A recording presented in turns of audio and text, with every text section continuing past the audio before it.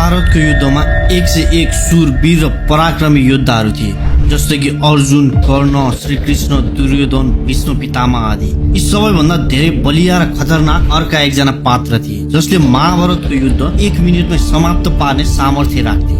उनी हुन् नेपालका प्रथम किराँती राजा यलम्बर, भगवान शिवका भक्त, प्रकृति पुजारी, तन्त्र मन्त्रका महाज्ञानी किराँती राजा यलम्बरले महाभारतको युद्धमा भाग लिन पाएका भए उनले सबै पाण्डव र कौरवहरूलाई सजिलै एक्लैले हराउन सक्थे। तर भगवान श्रीकृष्णको जाल झेलका कारण यलम्बरले त्यस युद्धमा भाग लिन पाएन र केवल दर्शक भएर बस्न बाध्य भए। को थिए राजा यलम्बर? कसरी किराँतीहरूको प्रथम राजा बन्न सफल भए र यति शक्तिशाली योद्धालाई किन महाभारतको युद्धबाट वञ्चित गराइयो?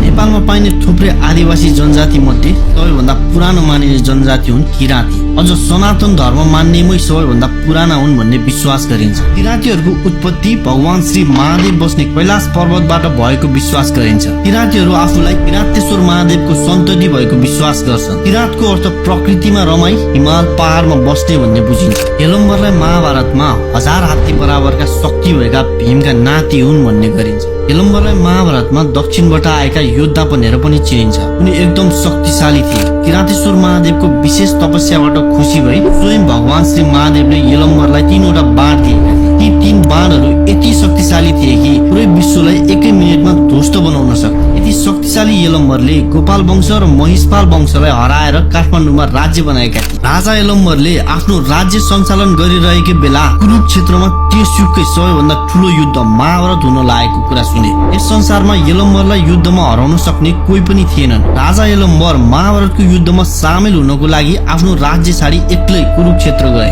महाभारतको युद्ध सुरु हुनुभन्दा 1 दिन अघि भगवान श्रीकृष्णले सबै योद्धाहरू बोलाइ पाण्डव र कौरव मध्ये एक रोज्न आग्रह गरे। सबैजना आफ्नो आफ्नो पक्षमा उभिए, तर यलम्बर भने कुनै पनि पक्षमा उभिएन।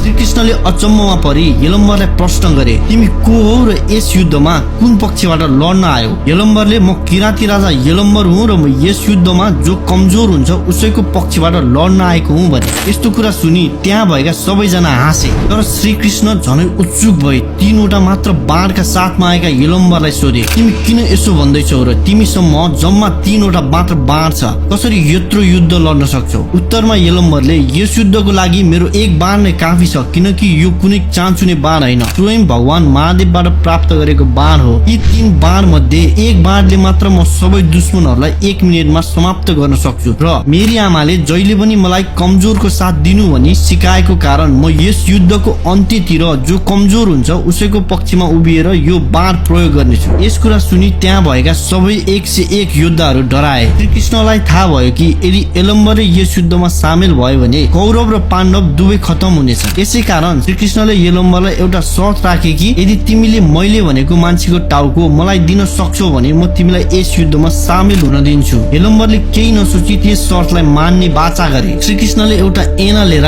यलम्बरको अनुहार अघि राखी मलाई यसको टाउको देऊ भने यलम्बरले त्यो शर्त मान्ने तर आफूलाई महाभारतको युद्ध हेर्न एकदम इच्छुक भएको कुरा सुनाए। यसरी यलम्बरले आफ्नो टाउको आफै काटी श्रीकृष्णलाई दिए र श्रीकृष्णले त्यस टाउकोलाई कुरुक्षेत्रको सबैभन्दा अग्लो ठाउँमा लगेर राखे। यलम्बरले आफ्नो टाउको श्रीकृष्णलाई चढाएका कारण आज पनि इन्डियाको राजस्थानमा उनलाई खाटु श्याम र गुजरातमा बलि यादवको नामले पूजा गरिन्छ। यलम्बर विभिन्न ठाउँमा विभिन्न नामबाट चिनिन्छ। यसबाट के थाहा हुन्छ भने किराँत सभ्यता प्राचीन सभ्यता हो। किराँती सभ्यतालाई रामायणमा पनि उल्लेख भएको पाइन्छ। श्रीराम वनवास गएको समयमा जंगलहरूमा किराँतीहरूले जनावरको लागि जाल राखेका भन्ने कुरा उल्लेख भएको छ। सनातन धर्म भनेको यस्तो धर्म हो जसको कुनै सुरुवात र अन्त्य हुँदैन, जुन इन्फाइनाइट रूपमा चलिरहेको छ। सनातन धर्ममा 4वटा ज्ञानका ग्रन्थहरू अर्थात 4 वेदहरू छन्। यी 4 वेदहरू मध्ये अथर्व वेदलाई सबैभन्दा पुरानो मानिन्छ। किराँतीहरू अथर्व वेदका अनुयायी मानिन्छन्। यो वेद अरु 3 वेदहरू भन्दा अलि फरक छ। अरु 3 वेदहरूले भगवानको पूजा, यज्ञ र हवनहरूबाट गर्न सिकाउँछ, तर अथर्व वेदमा ब्राह्मणद्वारा गरिने यज्ञ हवनलाई हिन्दूलाई विश्वास नगरी भगवान प्रकृति हुन् र प्रकृतिको पूजाद्वारा भगवान प्राप्त हुन्छ भन्ने सिकाउँछ। अथर्ववेदहरूमा थुप्रै तन्त्र मन्त्रहरूको ज्ञान रहेको छ। यसै कारण किराँतीहरूलाई प्रकृतिका पुजारी र तन्त्र मन्त्रका ज्ञाताको रूपमा पनि चिनिन्छ। संसारमा पाइने अरू हिन्दूहरूले ऋग्वेद, यजुर्वेद र समावेदको ज्ञान राख्छन्, तर अथर्ववेदको त्यति फलो गरेको पाइँदैन। त्यसैले किराँतीहरू अरू हिन्दू भन्दा फरक छन् र यसै कारण यता कता किराँती दाजुभाइहरूले हामी हिन्दू होइनौं भन्ने गरेको पनि पाइन्छ। तर जे होस्, किराँत समुदायको सनातन धर्ममा उच्च स्थान छ र यिनीहरूले नै आयुर्वेदको सुरुवात गरेको भन्ने विश्वास पनि छ। अथर्ववेदका महाज्ञानी किराँतीहरूको तन्त्र मन्त्रले भूत प्रेत पिशाचहरूलाई अधीनमा राख्न सक्छ। यिनीहरूको लागि भगवान भनेको प्रकृति हो र किराँतीहरूले आफ्नो